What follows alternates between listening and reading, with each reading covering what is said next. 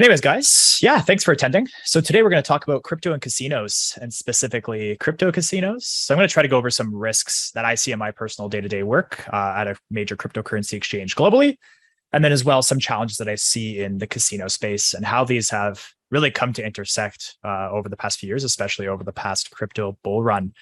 Crypto casinos are only becoming more and more popular, especially given the international footprint that they have and the increasing ease of cryptocurrency transactions. I definitely want this to be less formal and more interactive. So if really anyone has any questions, just either feel free to toss them in the chat or just hop right in on the mic. That's more than okay. So yeah, I'll just go ahead and get started. So a little bit about me. I'm based in Toronto, Canada. And I worked after graduating for 2 years in banking investigations with the Bank of Montreal here in Canada. So with the Bank of Montreal, I did mostly enhanced due diligence investigations with a little bit of crypto flair. So at the time, we did have several cryptocurrency involved customers that I was responsible for reviewing. And I realized that I was a space that I was really, really interested in, and it was a challenging one at that. So in early 2020, I made the hop to a large cryptocurrency exchange where I'm now an investigations manager, leading a team of investigators doing cybercrimes investigations, specifically on stolen funds, money laundering, bridge hacks, and sanctions evasion, you name it. Now, let's hop right into things, and we're going to do some basic risk assessing of not only the casino space, but also the crypto space. So specifically, the challenges that I mostly see in the crypto space, specifically with compliance right now, is primarily the global nature of cryptocurrency transactions. This really poses trouble not only for compliance entities, but also for law enforcement. And similar to how, in a traditional space, you would risk rate jurisdictions with wire transfers, you would also risk rate different exchanges based on their geographic location. A great example of this is the Russian exchange Garantex, which was recently sanctioned earlier this year by OFAC due to severe money laundering deficiencies. This is an exchange that's based in Russia, a now high-risk jurisdiction, at least traditionally speaking. And when we look on chain, so on the cryptocurrency blockchain at the exchange Garantex, we see pretty severe exposure to various ransomware, cybercrime related addresses. And overall, they're known to have a lack of mature KYC and AML controls. And we know this just by signing up for accounts and realizing that you can get an account with barely offering any information. And finally, Garantex also has links to Federation Tower in Moscow, which is popularly known as the home of some major cybercrimes groups. So simply put, the global nature of cryptocurrency and how transactions can transcend international lines in minutes poses significant challenges for law enforcement as well as compliance agents. Secondly, the complexity of our obligations, specifically when it comes to SAR or STR reporting. From at least a law enforcement perspective, some overtly stringent global laws can really result in difficulty in getting intelligence.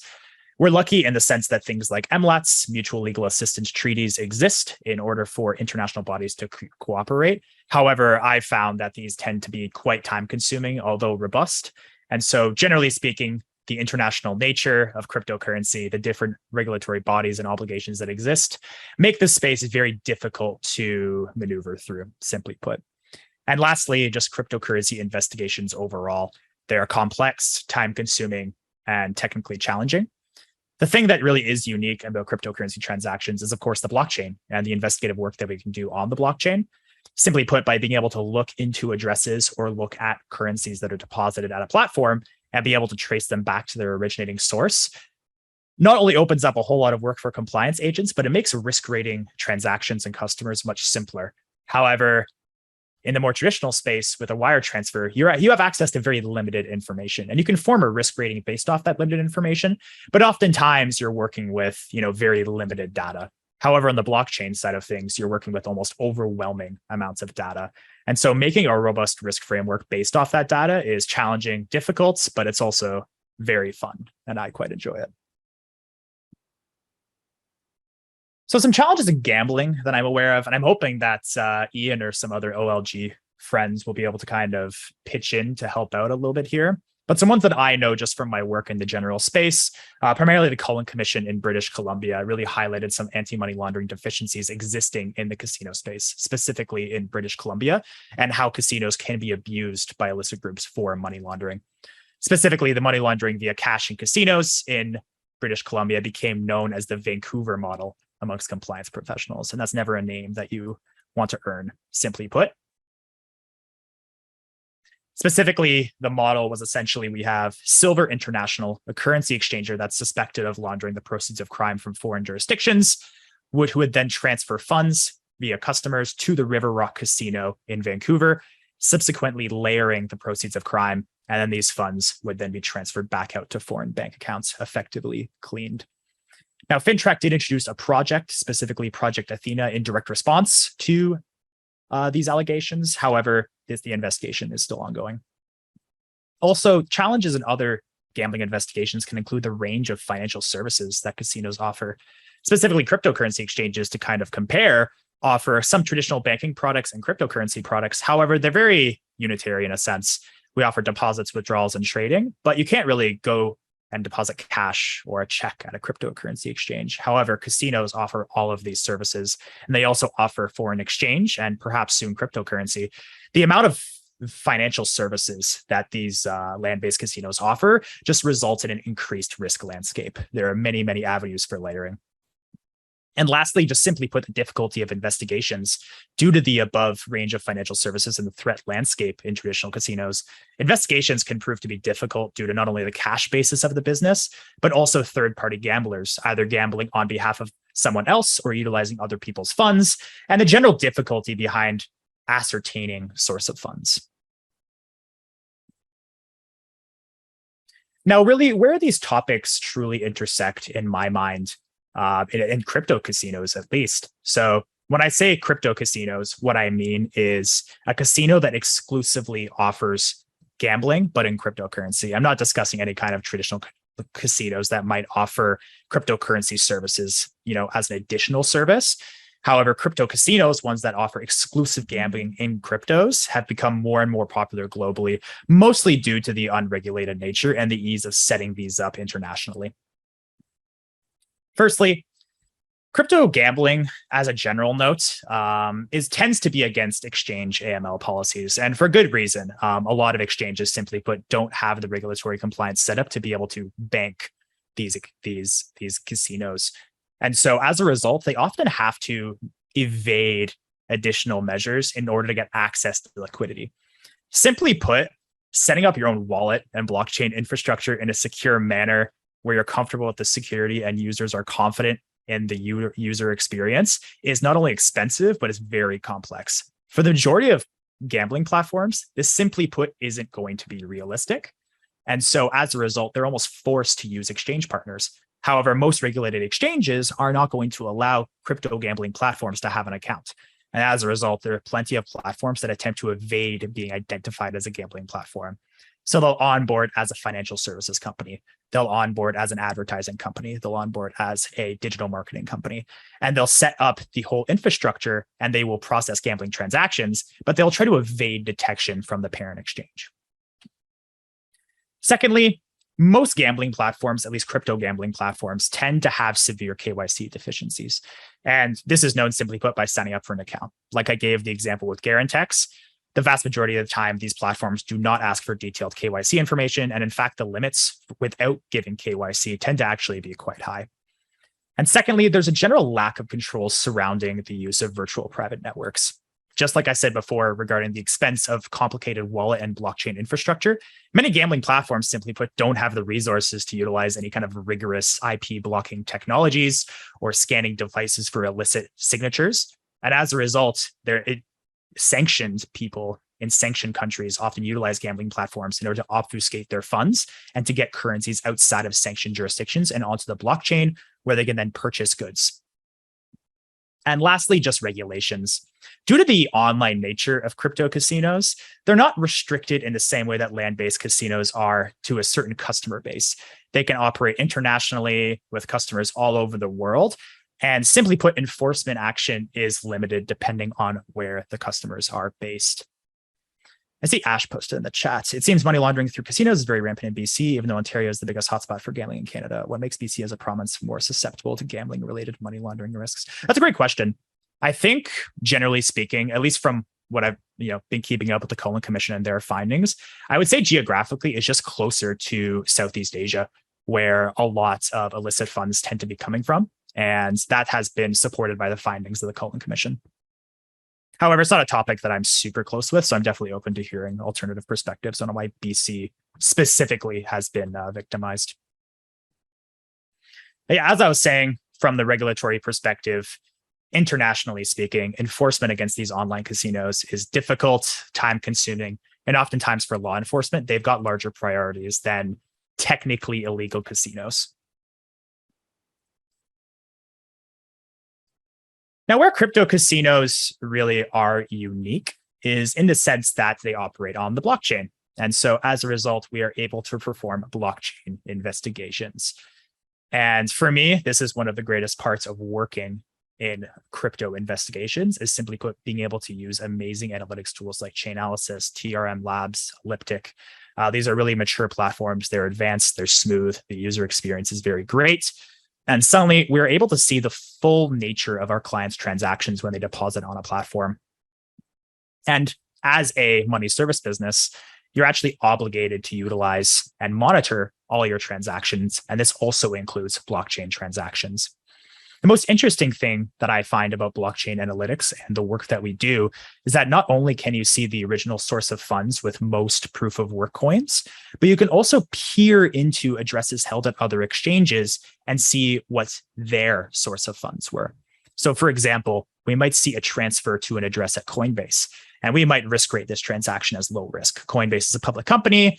They're a regulated exchange. We're not necessarily concerned about a client who's transferring funds to Coinbase. However, we can actually look into the Coinbase address that we've identified and see where else they've received funds outside of the one transfer. And we might see higher risk funds also entering that address, heightening the risk of that address, despite only having that first surface level intelligence of an exchange, of a transfer to Coinbase. Simply put, the blockchain not only gives us the ability to risk rate various different customers, but when it really comes down to analyzing gambling platforms, we can look into the gambling platforms' wallets and realize where their funds might be coming from. And as a result, give them a risk rating and a risk landscape as to what people are using these crypto gambling platforms for and how they're using them. And simply put, gambling platforms, specifically crypto gambling platforms, tend to be higher risk than I think people tend to think about. Specifically, as I said before, many of these crypto gambling platforms don't have the necessary infrastructure or compliance staff or regulatory regime in order to set up a mature monitoring framework that has skilled compliance investigators. And as a result, we actually do see significant involvement from not only sanctioned countries, but also high-risk countries and then cybercrime-related entities as well. And when we actually analyze the blockchain and analyze the transactions from these entities that are entering these gambling platforms, we see something really unique. And so when we actually look at the transactions, for example, we'll see 1.5 Bitcoin enter a gambling entity from an Iranian exchange. And then immediately, 10 minutes later, we see 1.49 Bitcoin exit the gambling platform.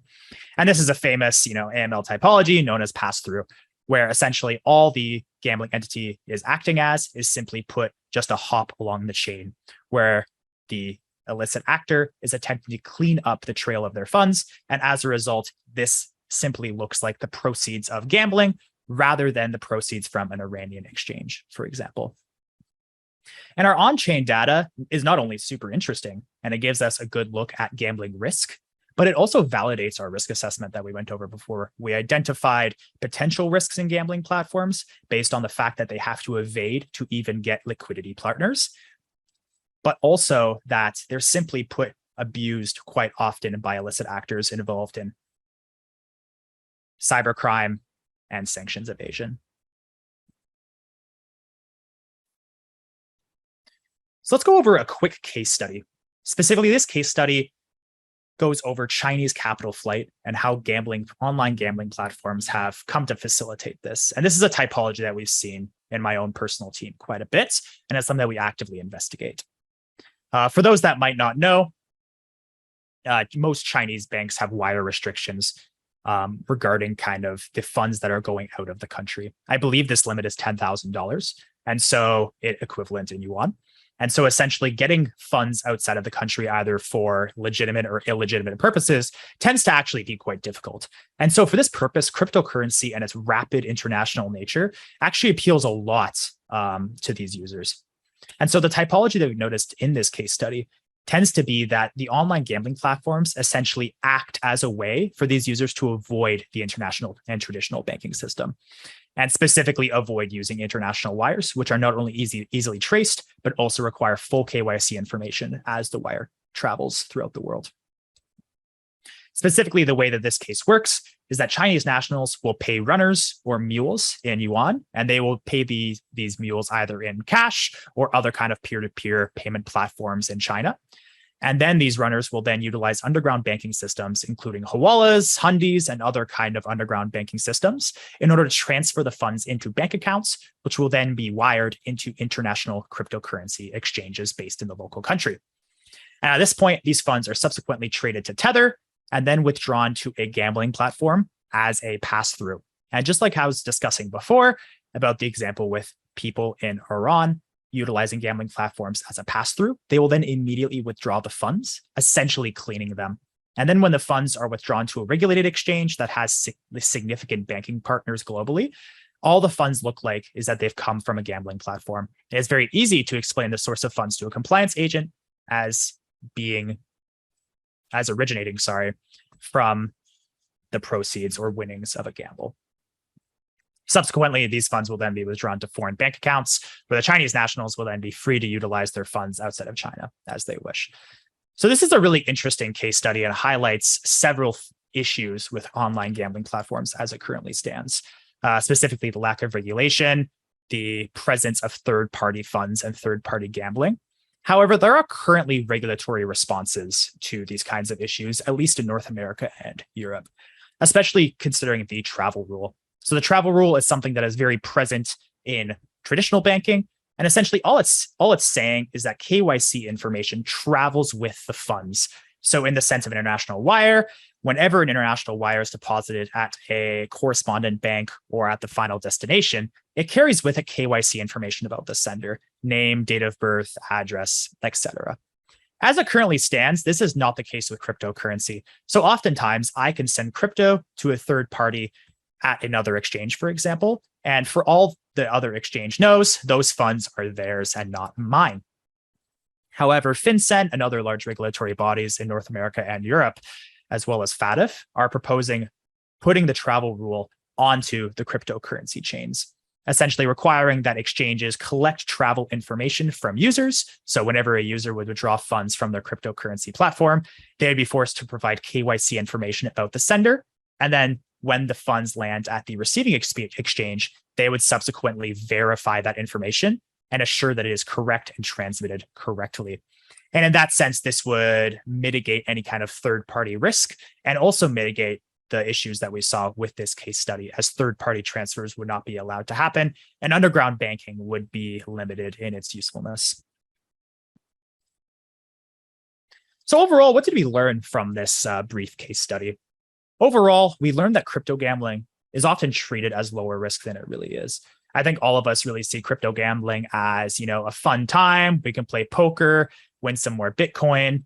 However, oftentimes these platforms tend to be underregulated, and oftentimes when depositing at legitimate exchanges in order to cash out, it's very easy for compliance agents to view this as a legitimate source of funding and not necessarily understand the risks that are surrounding these platforms.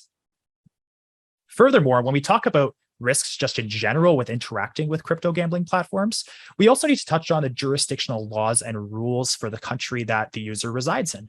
Simply put, online gambling is legal in many jurisdictions globally, and due to the lack of regulation with crypto gambling platforms, many platforms simply put choose not to operate in the US due to stringent regulatory requirements and law enforcement action.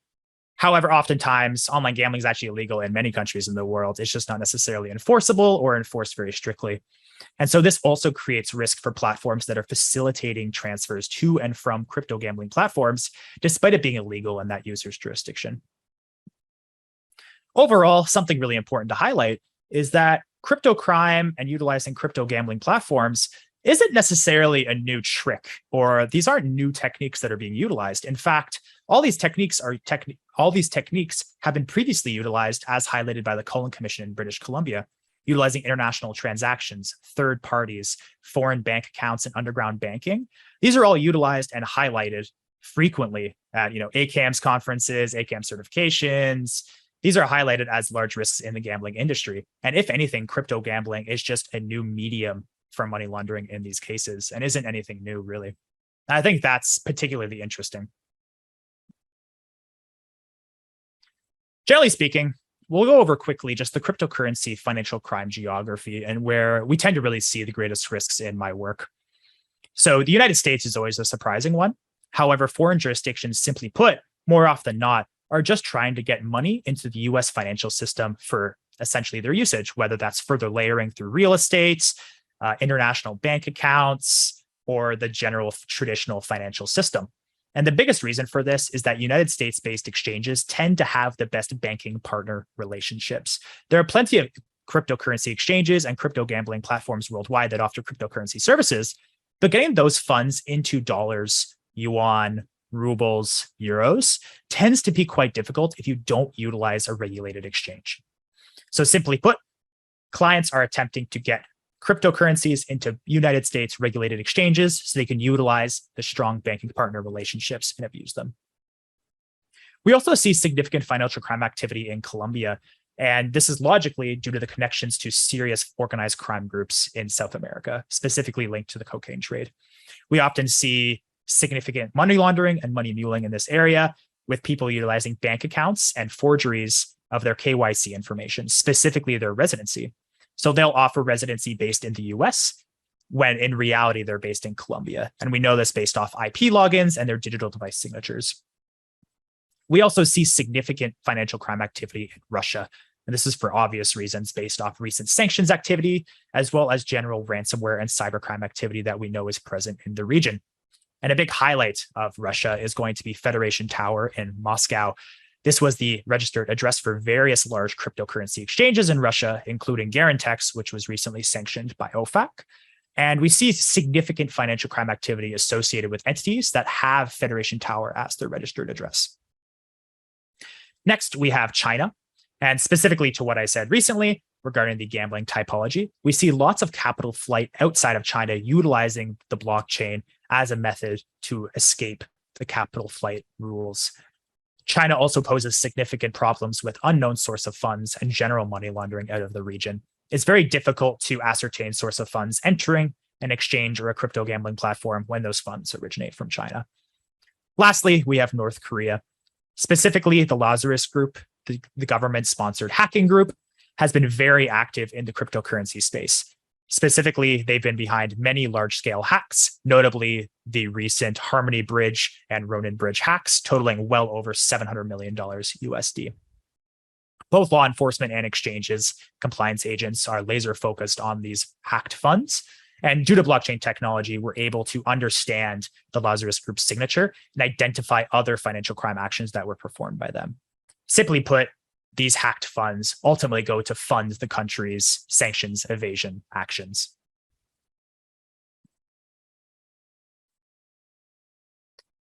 Now, based on that geography, we can kind of broaden the lens to general typologies that we see in this space. And this is past just crypto gambling, but also just general financial crime trends that we see in the space. So firstly, money muling is one that is extremely popular. And in my own opinion, this is due to the current lack of travel rule compliance within the space, where it's very easy for third-party funds to be deposited to another account. Excuse me. In the traditional banking system, if I were to send a transfer to one of my friends, it'd be very easy to realize that these funds are not theirs. At the end of the day, when you look at the transfer as a banking compliance agent, you see my name and address associated with this transfer. The way cryptocurrency currently works is it doesn't work in the same way. All we see is funds originating from a private wallet address or from another exchange. We don't actually know where these funds originate from in the sense of where in the world did they originate from, or who was the user that originally had these funds. We can only make guesswork at this time due to the lack of travel rule compliance in the general global compliance sphere. As a result, people will sign up for various exchange accounts utilizing forged or fake KYC documentation. and then withdraw funds in fiat or cryptocurrency for further layering. We also see significant issues with unlicensed MSBs globally. And generally speaking, this is due to a lack of regulation around cryptocurrency globally. Cryptocurrency is quite heavily regulated now in North America and most parts of Europe. But globally speaking, cryptocurrency is still not really recognized as a financial instrument.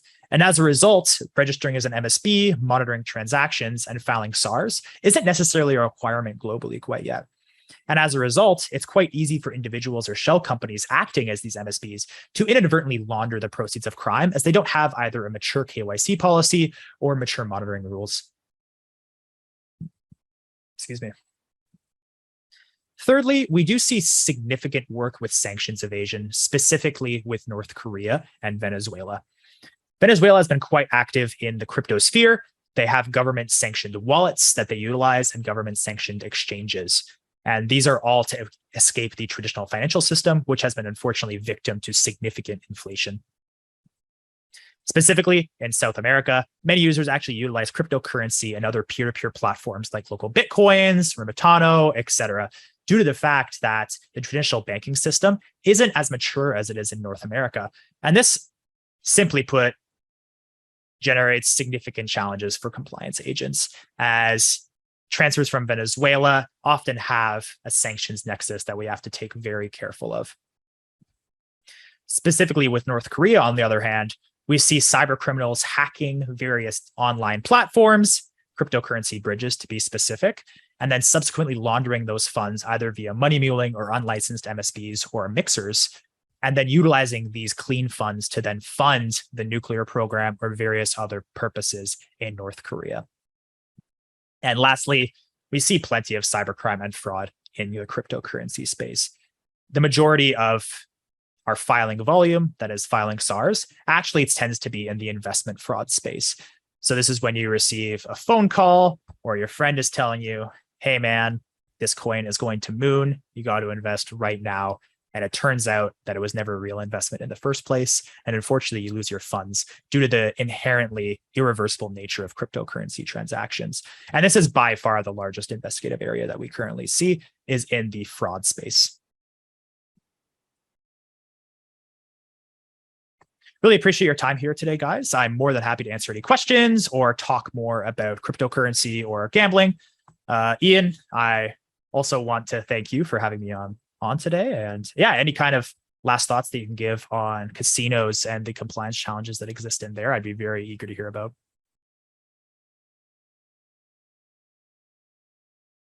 I think Ash posted a question, curious about your thoughts on Tornado Cash being added to the SDN list. A lot of transactions a crypto exchange sees comes from mixers such as Tornado Cash. How do you think crypto firms can manage this risk? Yeah, that's been a large topic today, to say the least. So a little bit of a dumpster fire currently. But it's a very interesting choice. It's not the first time that OFAC has sanctioned a mixer. Blender is also a cryptocurrency mixer that was sanctioned a few months ago due to being involved with North Korean money laundering. And it's likely that OFAC has sanctioned Tornado Cash for the same concerns, as it's been utilized by the Lazarus Group to launder various hacks, including the Ronin Bridge hack and the Harmony Bridge. And so simply put, just their involvement with North Korean cybercrime has put them on the map as a sanctioned entity now. How do I think crypto firms can manage this risk? I think it's mostly on two fronts. The first one is going to be to have mature monitoring analytics. So utilizing leading vendors like Chainalysis or TRM Labs to identify sanctioned transactions entering your exchange or leaving your exchange is absolutely key. And secondly, it's going to be training. You need to have mature investigators who understand how to use these tools and understand the risks that come alongside, mixers, etc. Without adequate training or skilled investigators, it's overly difficult.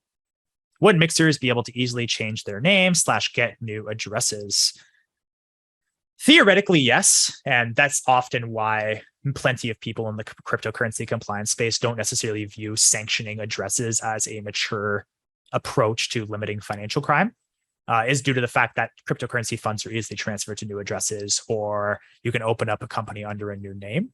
The really interesting thing about Tornado Cash and the sanctions that went on there that I think makes this action really unique is with the Blender sanctioning another cryptocurrency mixer.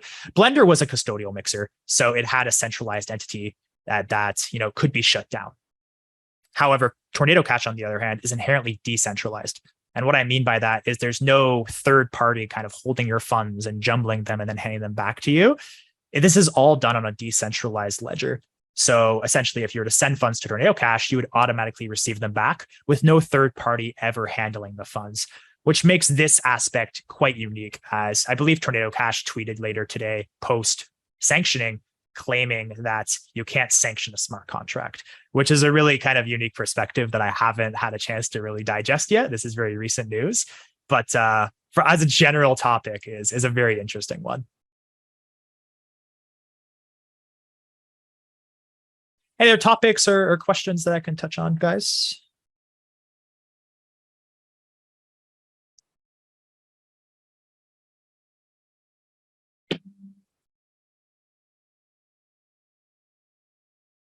All right. If anyone has any questions that come up after the fact, or you want to hear more about crypto compliance, or you want to just chat with me, that's more than fine. You can go ahead and add me on LinkedIn, just Alex Cote. I'm pretty responsive to messages overall and always eager to talk to new people. If you had to find a solution instead of OFAC sanctioning addresses, what would it be? Sorry for too many questions. Don't apologize. It's all very interesting stuff and why I'm here. That's a great question and honestly a challenging one. Obviously, Tornado Cash being abused by North Korean cyber criminals is a big issue and one that has been difficult to solve. Yeah, maybe one to come back to next time. I'll have to think about that one. I think it's a difficult question, simply put. And I think regulators and government and law enforcement are doing their best to be able to mitigate the risk that comes with these illicit actors. However, I think that there must be a better way. Amazing. Thank you so much, guys. Have a great rest of your day, okay?